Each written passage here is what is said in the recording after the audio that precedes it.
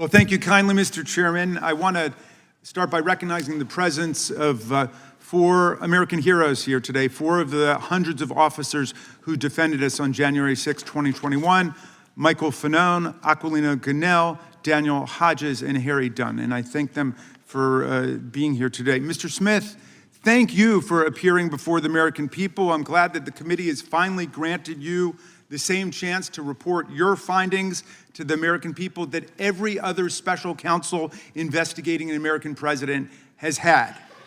The good chairman started by saying, it's all about the politics. Well, maybe for them, but for us, it's all about the rule of law and who's going to stand by the rule of law and who's going to oppose it. Now, Mr. Smith, you're one of America's great prosecutors. For nearly 3 decades, you worked for justice under both Republicans and Democrats. The Manhattan DA office, where you prosecuted sex crimes and domestic violence cases. The Eastern District of New York, where you prosecuted murderers, rapists, gangbangers, and other violent criminals. Leading the public integrity section at the Department of Justice, you brought prosecutions against corrupt public officials across the political spectrum.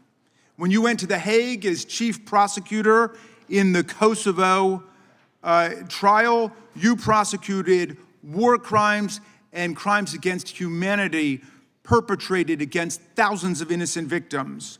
While others may have devoted their lives to corrupt self-enrichment, you have devoted your life to the rule of law and to public service. You've never been prosecuted for anything. You've never been convicted of anything. As far as I can tell, you've never even been the subject of a disciplinary proceeding over the course of your multi-decade career. But Donald Trump says you're a criminal and you belong in prison. He says you belong in prison, not because you did anything wrong, mind you, but because you did everything right. You pursued the facts, you followed the law, you stuck with extreme caution to every rule of professional responsibility. You had the audacity to do your job. Everybody here knows what you did wrong in Donald Trump's eyes and why he says you belong in prison. You found, and I quote from your sworn testimony before the committee, you found proof beyond a reasonable doubt that President Trump engaged in a criminal scheme to overturn the results of the 2020 election and to prevent the lawful transfer of power. When asked whether you believe the evidence was enough to obtain a criminal conviction against Donald Trump at trial, you had a one-word answer: yes. When asked if Donald Trump was responsible for the violence that took place at the Capitol on January 6th, you said, our view of the evidence was that he caused it and that he exploited it and that it was foreseeable to him. You found that Trump knew he had lost the election. How? Well, his own Attorney General, William Barr, repeatedly told him so and described all of Trump's theories as BS. Trump's top campaign advisors told him he lost the election. Vice President Pence told him he lost the election. More than 60 federal, state, and court decisions, including 8 rendered by judges he appointed to the bench, rejected every outlandish election fraud and corruption claim that he made. Trump himself even privately acknowledged it, gesturing to Joe Biden on TV and saying, quote, "Can you believe I lost to that effing guy?" He knew he lost, but he threw everything into his big lie, which some people, even in this room to this day, will stand by and swear by.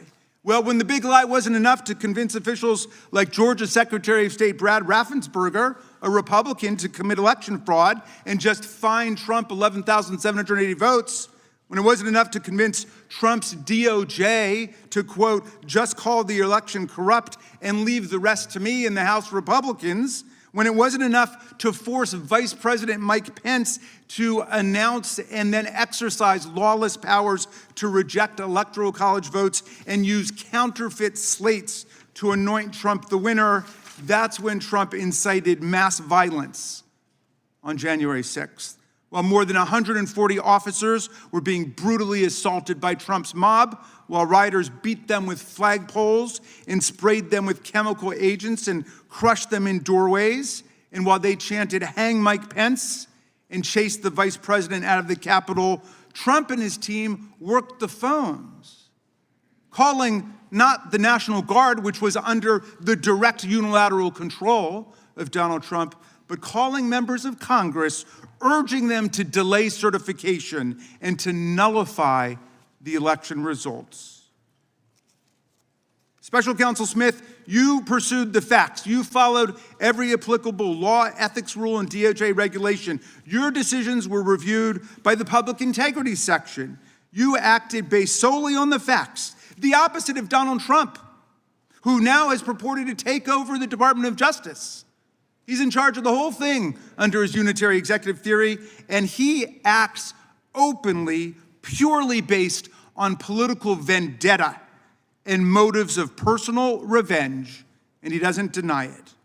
Our colleagues have complained about the special counsel's review of toll records, which are phone records like a phone bill, showing only the timing and duration of calls and containing no content, no substance whatsoever from the calls. But those records were lawfully subpoenaed because Donald Trump made those members of Congress relevant to the investigation. It was Trump who chose to call them to advance his criminal scheme. As you testified, Mr. Smith, if Donald Trump had chosen to call a number of Democratic senators, we would have gotten toll records for them too. I trust our colleagues get the point because America certainly gets the point. There is much Mr. Smith still can't talk about, though we know he badly wants to. His investigation developed what he calls powerful evidence that Trump stole documents containing our country's most sensitive secrets, hoarded them in the ballrooms and the bathrooms of his well-trafficked Mar-a-Lago social club. He showed them off to visitors. And then he obstructed a federal investigation by instructing his attorney to pluck out anything really bad before turning materials over to the FBI and having his staff delete incriminating security tape footage. But today we're not going to hear a lot about that because you are gagged by an absurd judicial order rendered faithfully by Trump's most servile and sycophantic appointee to the federal bench, Judge Eileen Cannon. This order not only blocks release of Volume 2 of your report, which is unprecedented, about the classified document scam, it also gags you from discussing the report or its contents with us, with America. And so we don't know what's in it, but it must be pretty devastating because Donald Trump is desperate to keep Mr. Smith or any other DOJ official for all time from ever releasing it to Congress and to the American people. Now, Mr. Smith, if any of our colleagues foolishly choose to attack you and vilify you today, and I know that's not going to happen from some serious prosecutors over there like Mr. Knott and Mr. Schmidt, who understand what federal prosecutors do and what the rule of law means. But if anybody decides to attack you personally, they will only be revealing their own ignorance of what prosecutors do and their own indifference to what the rule of law requires in America. They will only be stroking the wounded ego of a lawless, twice impeached, convicted felon president who not only unleashed a mob against Congress and his own vice president, but has now pardoned and released into our communities hundreds of extremists, insurrectionists, and cop-beating felons who have proceeded to commit dozens more crimes against the American people since they were pardoned. Mr. Smith, I understand you are a long-distance marathon runner.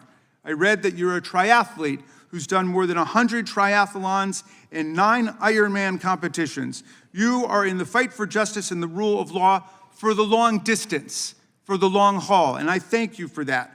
And we should all try to follow your example. America looks forward to your testimony today. I yield back to you, Mr. Chairman.